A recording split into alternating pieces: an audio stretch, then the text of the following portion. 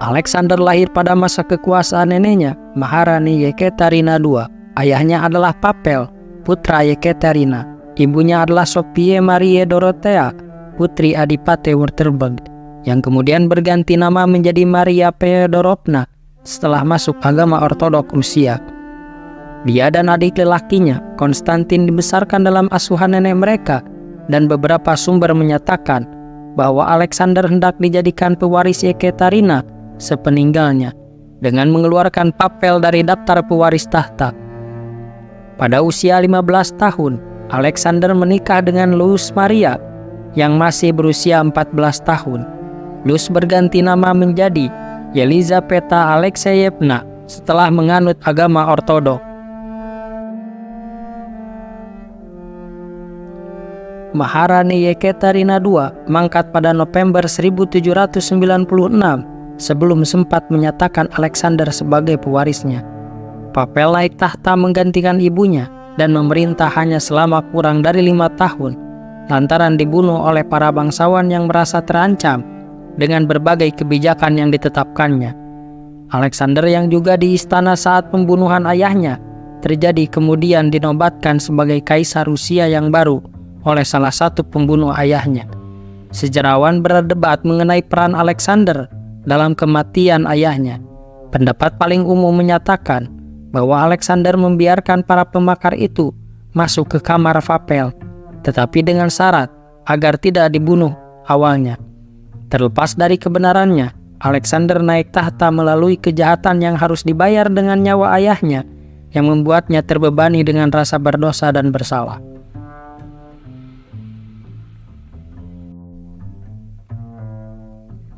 Setelah menjadi kaisar, Alexander membalikan kebijakan Papel, membubarkan Liga Blok Netral bersenjata, dan melakukan perjanjian damai dengan Inggris Raya pada April 1801.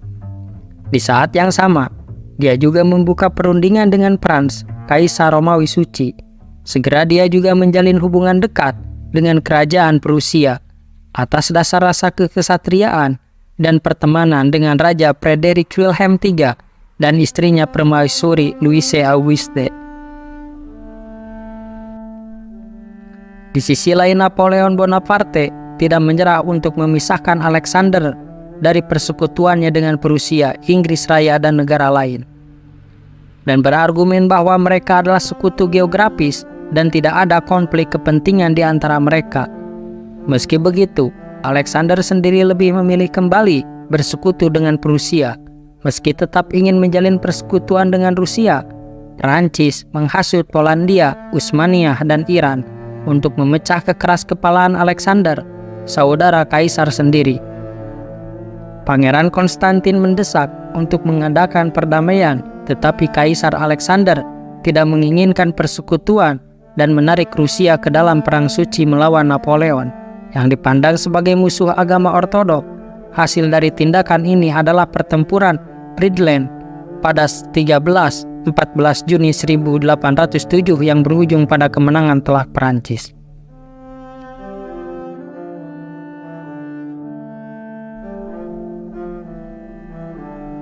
Dua kaisar bertemu di Tilsit pada 25 Juni 1807. Napoleon menjanjikan untuk membagi kekaisaran dunia kepada Alexander sebagai langkah awal.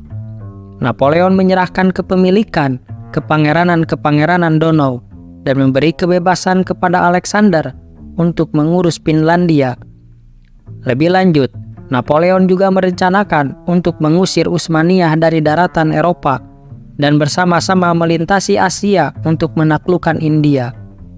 Rencana dan ambisi Napoleon terbangun dalam benak Alexander dan membuatnya seolah melupakan kepentingan Eropa sama sekali.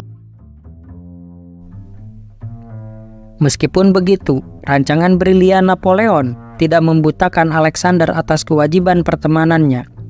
Dia menolak untuk menguasai kepangeranan Donau karena akan membuat Prusia jauh lebih tertekan. Prancis menetap di Prusia dan Rusia menetap di Donau, dan kedua belah pihak saling menggugat.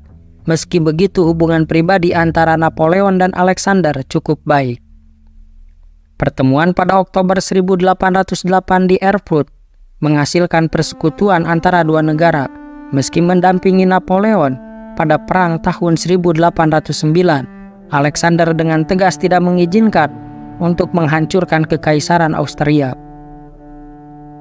Namun keadaan memanas pada 1811 dan Alexander mendapat tekanan daripada bangsawan Rusia untuk membubarkan persekutuan dengan Prancis. Keadaan ini mendorong Napoleon untuk mengancam Alexander secara serius jika dia berani membentuk persekutuan dengan Inggris Raya.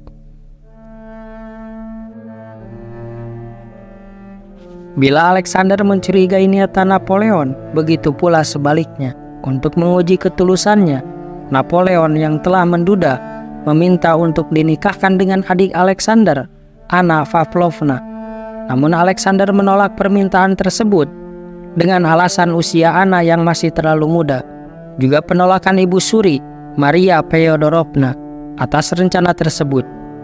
Sebagai gantinya, Napoleon kemudian menikahi Maria Louise, putri Prince Kaisar Austria. Pernikahan ini menjadi jalan persekutuan antara Perancis dan Austria, dan itu membuat hubungan antara Napoleon dan Alexander merenggang. Pendudukan Kadipaten Oldenburg yang dipimpin oleh Paman Alexander Peter oleh Perancis pada Desember 1810 memperparah hubungan antara Alexander dan Napoleon. Alexander sendiri tetap berusaha membawa Rusia senetral mungkin. Saat perang antara Perancis dan Inggris Raya berlangsung, Rusia sendiri tetap melanjutkan perdagangan dengan Inggris Raya secara rahasia dan tidak melakukan blokade sebagaimana tuntutan sistem kontinental pada tahun 1810. Alexander menarik Rusia dari sistem kontinental, membuat perdagangan antara Rusia dan Inggris Raya tumbuh. Hubungan Prancis dan Rusia semakin memburuk setelah tahun 1810. Pada 1811, jelas bahwa Napoleon tidak menjalankan perjanjian Tilsit yang berisikan untuk membantu Rusia dalam perang melawan Kekaisaran Utsmania. Ketika perang mulai berlangsung, Prancis tidak memberikan dukungan apapun terhadap Rusia. Pada April 1812, Rusia dan Swedia menandatangani perjanjian pertahanan bersama. Sebulan kemudian, Alexander mengamankan perbatasan selatan melalui perjanjian Bukares yang secara resmi mengakhiri perang antara Rusia dan Utsmania.